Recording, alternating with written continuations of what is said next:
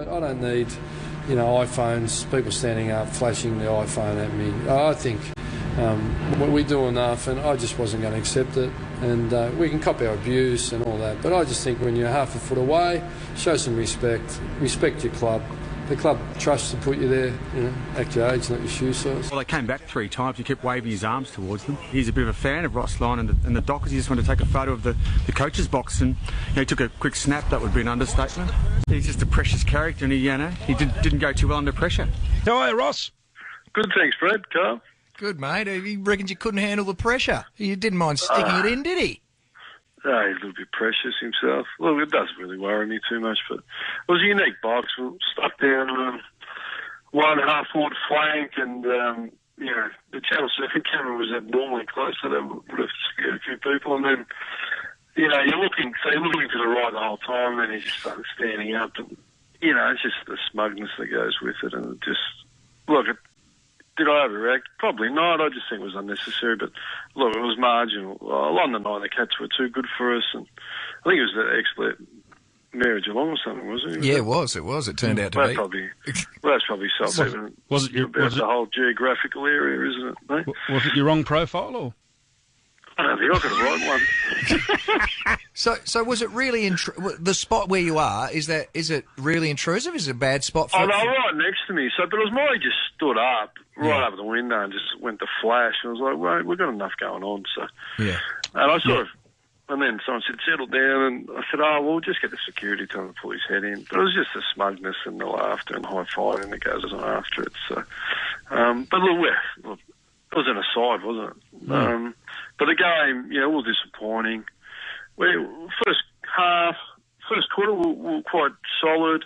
Second quarter, we come back late, last 10 or 15, and then, but I thought we were struggling to handle the conditions and their pressure all night. It is a unique ground. I thought we'd played a little bit better, but the narrowness, when you try and move the ball around, I think Geelong know it well. Once you get to a certain point, you just got to put it in. So we're being a little bit cute with it. And look, they're a top 2 team, so they got hold of us. We couldn't handle their pressure and their physicality. So we were caught on the hop with their pressure inside. I mean, they've been a rebound team essentially for most of the year, but they really were hard in there, weren't they? And of course, with no Barlow Monday to help force the issue for you guys, did they catch you on the hop a bit?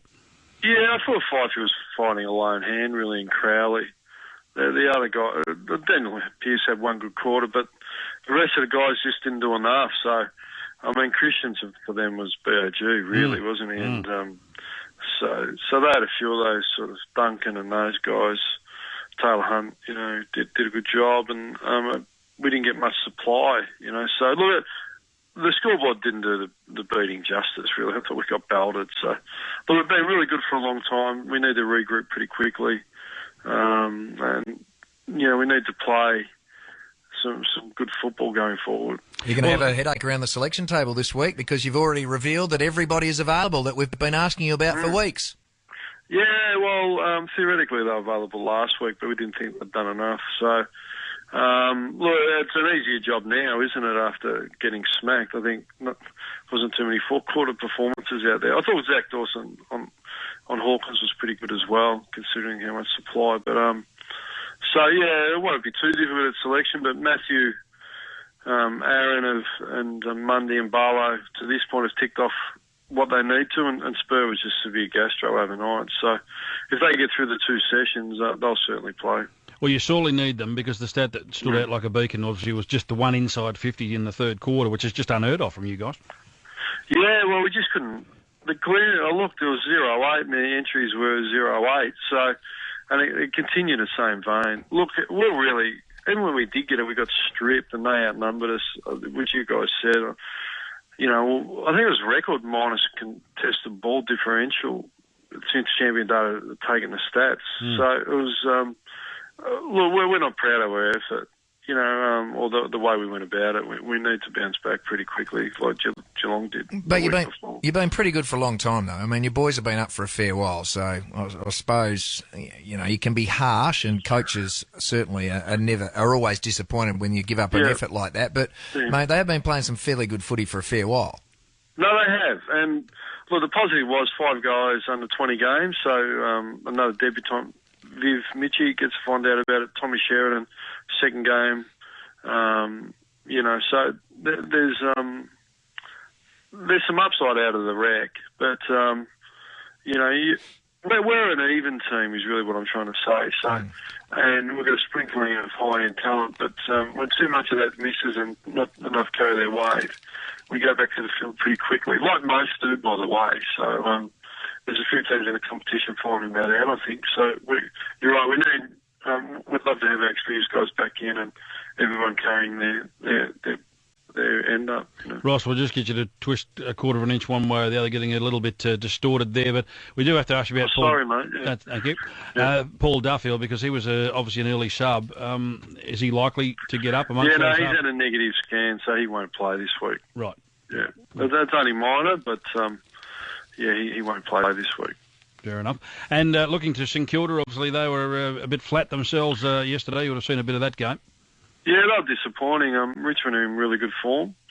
And, their weighted numbers through the midfield, really, entries were really dominant to half-time, I think. And then it took the rain come after half-time. So, but the weight of entries was somewhere like 34 to 10 or 12 or something. So that's why we'd like Barlow and Mundy back and Aaron and Spur get the runners back in and give our forwards some supply. So, what role will Aaron play? I'm a big advocate for him playing forward because I think I think he gives you that second string, the long ball in, because Ballantyne and Walters have been in terrific form this year. Can get under his feet should he not mark it. Yeah, no, you're right. And that's something we want to add.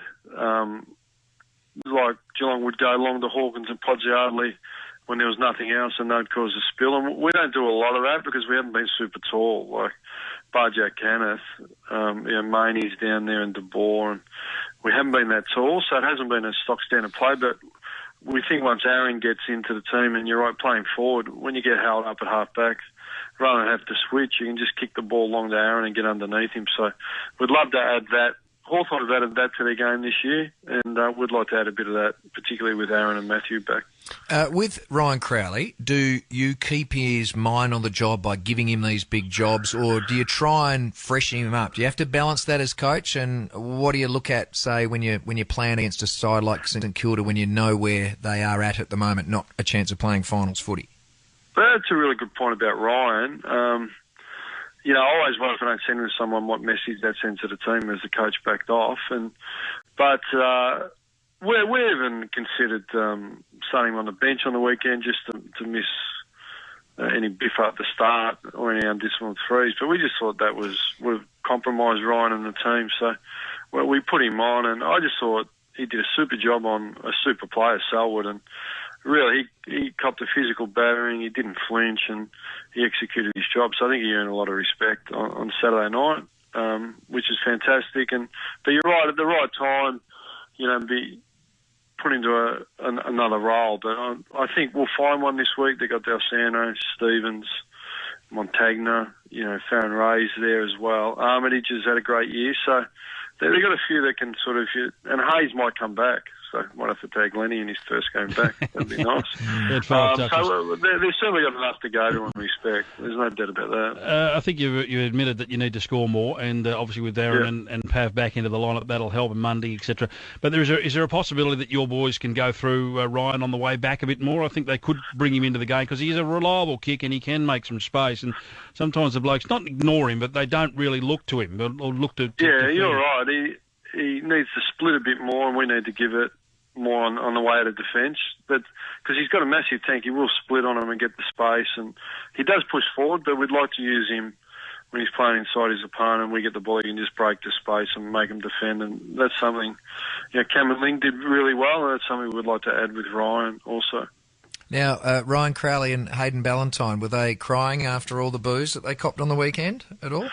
Oh, I think they might earn some respect. They got really heavily physically challenged, and look, I suppose it's no different to at Simmons, is it? When Joe, I think we all take our turns as we move around the country. So, look, I just thought Hayden and Ryan in particular really fought we talk about fighting the fight. I just really reckon they dug in and didn't concede, and they'd be sorry for themselves the next day, but they would have earned some respect, and I don't think the booze worried them.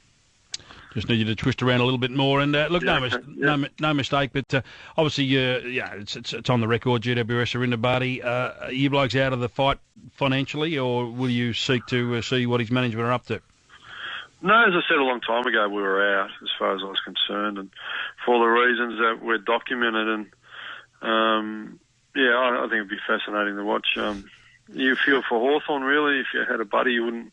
But it's the competition now. They're the rules, and it's going more and more that way, just professional approaches and done with respect. So, if it was Pav 5 years ago, and you were going to get round 20 for losing him, do you think that's enough? Well, on the surface, no, but things have changed, and the executive of the AFL have come up with a formula that they see fit, and it was really driven by the players. I think the clubs were happy with the way it was, but the AFL Players Association were virtually signalling that they would challenge the rules if there wasn't more movement. So free agency was introduced, and we've got what we've got. Good on you, Ross. Thanks for your time. Really appreciate it. Good luck against the Saints on the weekend. No worries, Brad. Cheers, Karl. Ross Lyon from the Fremantle Dockers.